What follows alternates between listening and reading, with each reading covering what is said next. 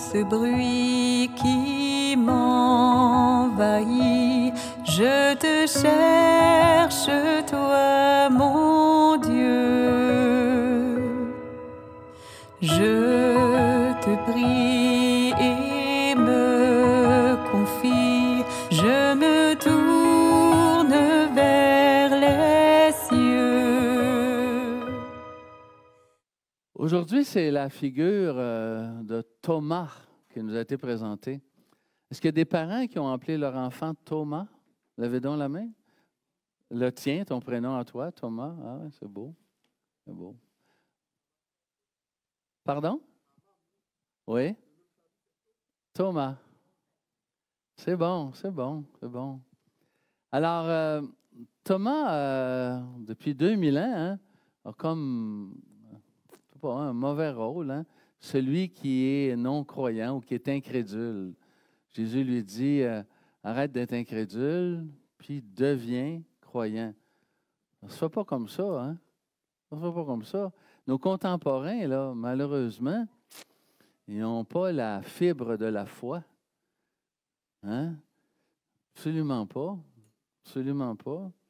Alors, on pourrait se poser la question, avec nos contemporains, pour ne pas faire bande à part, est-ce bien ou mal de douter? Qu'est-ce que vous en pensez? Hein? Ça dépend? OK.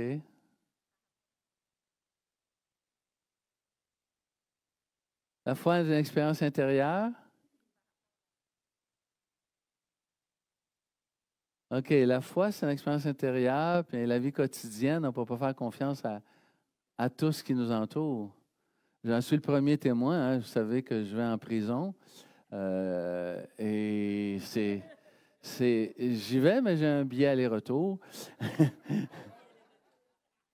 Puis les dames, hein, ils se sont fait embarquer, hein. Des beaux parleurs, ils se sont mis à croire, mais hein, est-ce qu'on a le droit de douter?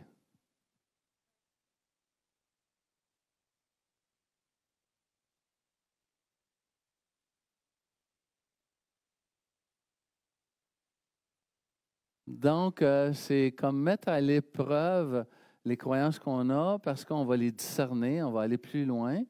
Donc, le doute n'est pas nécessairement mauvais. Le doute n'est pas nécessairement mauvais. Oui. On a tous eu des doutes, hein? Oui. C'est bon. Karine?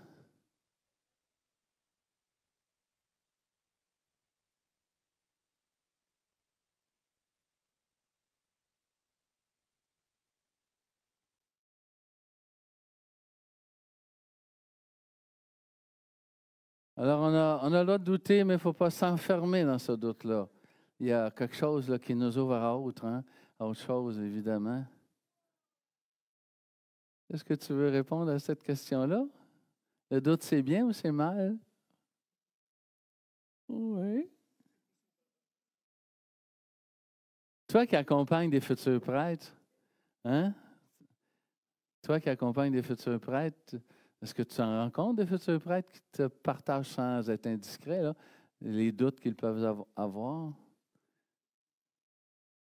Des questionnements. Ça se formule en termes de questionnement. C'est pas « je doute » puis la vie est finie. C'est « je me questionne » et cette question-là me fait faire un pas de plus. OK. On va se poser la question, Thomas, là, de quoi doutait-il? Doutait-il de la résurrection de Jésus ou doutait-il de la parole des 10 ou 11, je ne sais plus trop combien il était à l'époque, il doit être 10, il doit être parti, Thomas n'était pas là, donc il restait 10, peut-être des femmes aussi. On l'a vu, on peut te dire, on a même vu les plaies du Christ qui représentent son histoire. Alors, il est là, il est apparu avec nous. Qu'est-ce que Thomas doutait de quoi? D'ailleurs, est-ce que vous vous souvenez qu'il y a eu un dénommé Lazare qui est revenu à la vie? Il n'est pas ressuscité parce qu'il est mort de nouveau, mais il est au moins revenu à la vie. pourquoi aurait-il douté? De quoi doutait-il finalement? Une bonne question, hein? Parlez plus fort. Peut-être qu'il doutait de ce que les apôtres prétendaient. Et ça, c'est l'Église de l'époque. Peut-être que des fois, on a moins de doutes sur le Christ, sa résurrection, mais des fois, on peut avoir un peu plus de doutes sur les disciples, l'Église.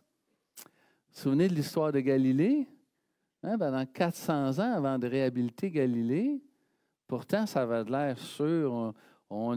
L'Église affirmait à l'époque, dans les années 1600, que c'était bel et bien le soleil qui tournait autour de la Terre, parce que c'était le pivot central de l'univers. Mais c'est plus ça du tout, hein? C'est plus ça. Alors, c'est pas à chaque fois que l'Église prend parole que c'est infaillible. Non, non. Mais on doit attacher une importance à ce que, par exemple, ce que le pape peut nous dire, François, sur toutes les questions qu'il va aborder. On doit prendre ça au sérieux.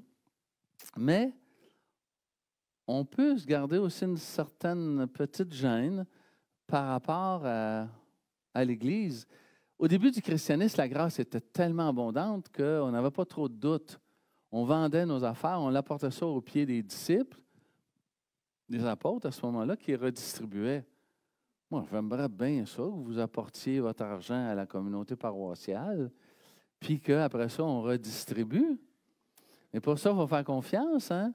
Au début du christianisme, on faisait confiance parce que la grâce était surabondante.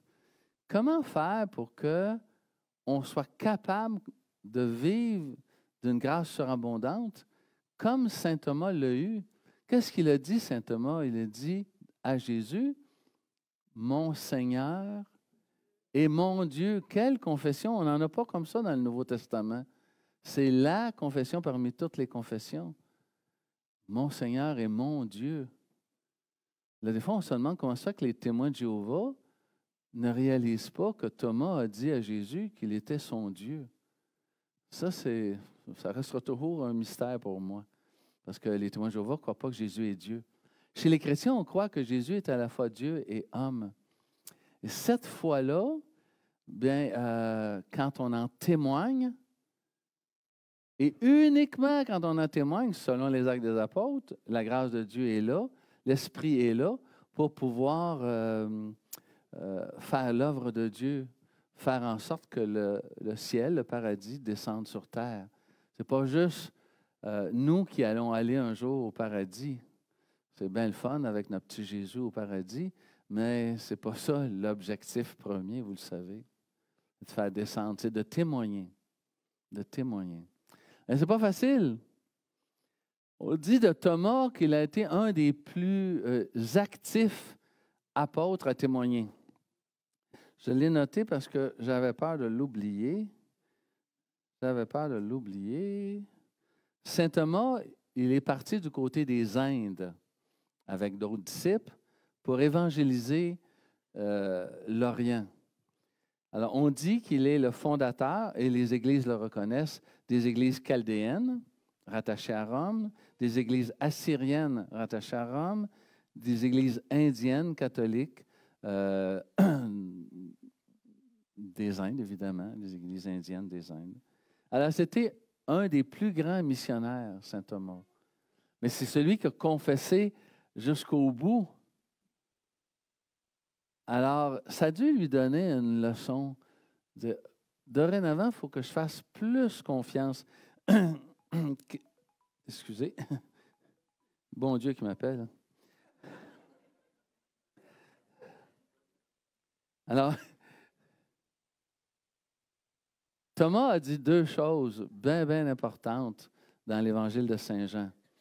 La première, quand Jésus s'en va vers Jérusalem, il sait que tous les prophètes sont morts à Jérusalem. Il risque lui aussi de mourir à Jérusalem. Et le seul qui a pris la parole, alors que tous les autres étaient intimidés par cette montée vers Jérusalem, Thomas a dit, « Allons et mourrons avec lui. » Il faut le faire pareil, hein? Allons et mourrons avec lui. Il était prêt, lui, à donner sa vie. Il ne l'a pas fait. Il était comme les autres. Il s'est retiré quand Jésus a été arrêté. Mais c'était son objectif, au moins intellectuel. Bon, il ne l'a pas vécu parce qu'il n'avait pas encore reçu l'Esprit de Dieu.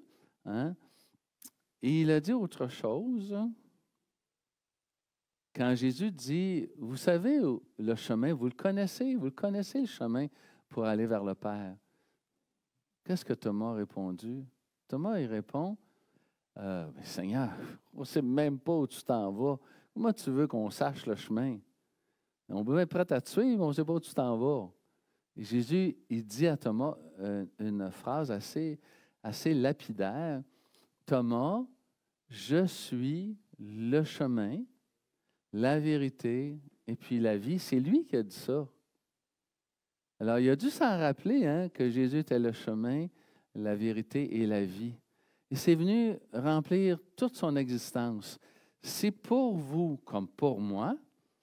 On se rappelle ça, que Jésus, c'est le chemin, la vérité et la vie. Bien, on va vouloir marcher à sa suite hein, comme disciples.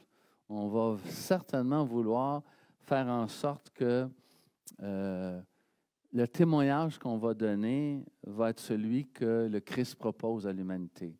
Et en ce dimanche de la miséricorde, la Pentecôte chez Saint Jean, c'est Jésus qui souffle. Frères et sœurs, recevez l'Esprit Saint. Recevez l'Esprit Saint. Et ça se manifeste comment? Tous les péchés que vous pardonnerez, de par notre sacerdoce baptismal, tous les péchés que nous allons pardonner seront pardonnés par Dieu. La miséricorde. Ça veut dire qu'on peut aller loin dans la miséricorde. Vous n'êtes pas obligé d'y aller, mais on pourrait aller loin si on se laisse envahir par le souffle de l'Esprit. Et l'autre petite phrase qui dit, « Ce que vous ne pardonnerez pas ne sera pas pardonné. Ce que vous allez garder lié sera lié. » Là, on se dit, « Mais Seigneur, tes miséricordes, pourquoi nous, on ne serait pas miséricorde tout comme toi? » Jésus dit, « Oui, tu as parfaitement raison, allez-y. Mais si les gens ne sont pas sérieux, qu'ils manquent de discernement, qu'ils sont dans le mensonge, vous avez le droit, ou s'ils ne veulent pas être pardonnés, ils ne veulent pas s'excuser, vous avez le droit de ne pas pardonner. Vous avez ce droit-là. Mais pour l'exercer, il faut du discernement. C'est pour ça qu'on a le droit de ne pas faire confiance à n'importe quelle venue. On a le droit à ça. C'est notre devoir même de discernement. Mais la direction fondamentale pour les chrétiens baptisés comme nous, c'est davantage la miséricorde et le pardon. Et ça fait de nous un peuple assez spécial, parce qu'au sein de la grande communauté, nous sommes celui qui va manifester la miséricorde de Dieu. Alors que nos frères et sœurs, dans l'ambiance de notre monde aujourd'hui, et des fois, moi-même, je me surprends des fois à penser des niaiseries comme ça. Hey, je veux des gros bras, puis il m'a l'assommé, comme ça, il ne fera plus du mal. Hein? Le peuple russe, là, je sais quoi faire avec, moi. Donne-moi des avions, puis tu vas voir que le Kremlin va le bombarder. Je pourrais penser comme ça, mais je ne veux pas penser comme ça. Je veux trouver des moyens non violents, des moyens liés à la miséricorde pour que les esprits puissent s'améliorer et changer. Vous allez me dire que ça prend plus de temps. Ça ne prend pas plus de temps. Ça prend plus de courage à faire des gestes non violents. Alors, imaginez, rêvons, puis je termine avec ça. Rêvons un peu. Rêvons que les principaux dirigeants des églises du monde, le pape, Dalai Lama, tous les principaux répondants des églises et les prix Nobel disaient, on se met tout ensemble, puis on va faire une petite visite au Kremlin ou en Israël. Et là, nous, ça prend du courage de faire ça, là, parce qu'on ne sait pas comment on va être reçu. Là. On va être poli, on va s'annoncer quand même. y a-t-il des choses qui pourraient changer? Oui, il y a des choses qui pourraient changer. Il y a 150 prêtres, religieux, religieuses, diacres qui ont écrit une lettre à Netanyahou en Israël pour lui demander d'arrêter tout de suite la guerre au nom de la miséricorde de Dieu. C'est beau, c'est beau. Ils se sont prononcés. La prochaine étape, ça va être de faire une visite pour leur dire, écoutez, on n'a pas juste écrit une lettre, on est sérieux dans notre démarche. Ça, c'est des moyens non violents, bien sûr. Et si saint Thomas a évangélisé l'Orient, c'est parce qu'il a pris des moyens non violents. Il a appris ce que Jésus disait quand il disait « Shalom ». Y en a-tu qui ont déjà été dans un kibbutz en Israël? Levez la main. Ah, 2, 3, 4. Ceux qui ont été dans les kibbutz, 5. Quand on va dans un kibbutz, ben on est reçu. On est reçu avec le shalom de Dieu. Et la vie communautaire qui se vit là, ben, elle nous édifie. Elle nous édifie.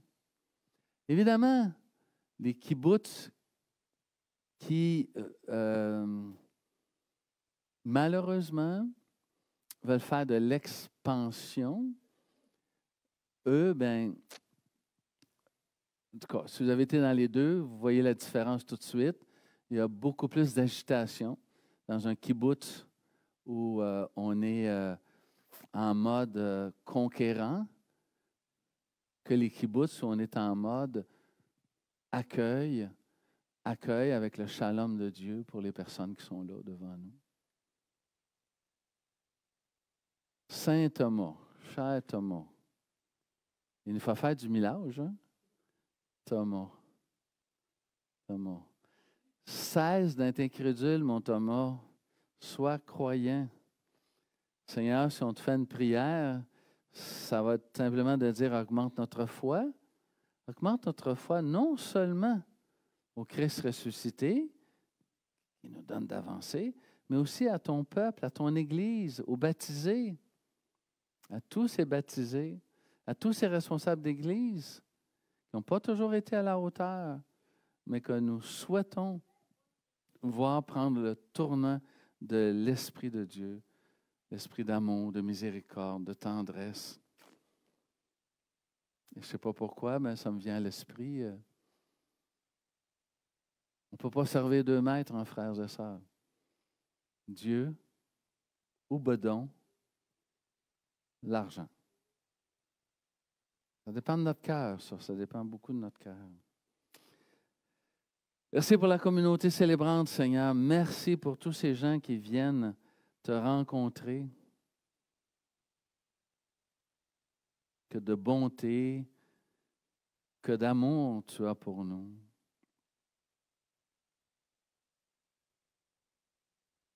Tu m'as placé ici comme pasteur de la communauté. Moi, je te demande, Seigneur Jésus, d'envoyer sur mes frères, mes sœurs, sur les jeunes qui sont en catéchèse, ton esprit, Esprit Saint, esprit de résurrection, qu'à nous tous, nous soyons vraiment le corps ressuscité du Christ pour nos frères et nos sœurs. Nous te le demandons, Père, toi qui vis pour les siècles des siècles. Amen. Amen. Chaque jour, je veux entendre ta voix et que ma vie soit pour toi, tout comme un parfum d'amour. Chaque jour, je veux marcher dans tes voies, chaque instant, à chaque pas, et vivre de ton amour. Et chaque jour, je veux entendre ta voix et que ma vie soit pour toi,